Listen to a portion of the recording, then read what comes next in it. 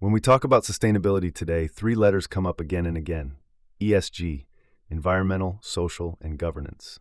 But here's the real question. How do we actually measure and track ESG in the real world? The answer often lies in something we all use every day: maps. Welcome to the world of geospatial ESG. What is ESG? Let's start simple. E stands for environmental, things like carbon emissions, water use, deforestation, or air quality. S is social, how companies treat people, like community impact, employee welfare, or access to services. G is governance, how organizations are run, their ethics, compliance, and transparency. Together, ESG is a framework to measure how responsibly a company or government is acting, not just financially, but also for people and the planet. Why do we add geospatial to ESG? Because ESG issues don't just happen in reports, they happen in places.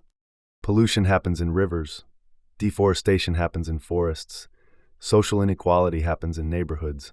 By adding the where, we get a much clearer picture of ESG performance. Part 3, Examples of Geospatial ESG. A mining company can use satellite images to monitor how much forest is cleared near its sites.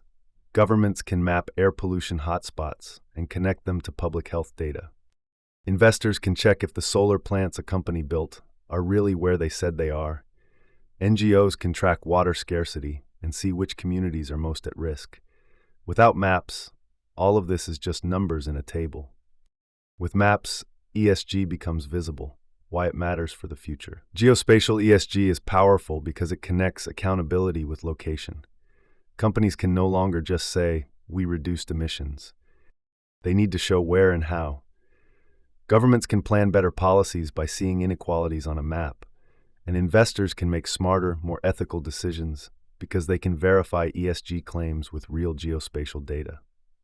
Geospatial ESG means using maps and location intelligence to track how organizations impact the environment, society, and governance.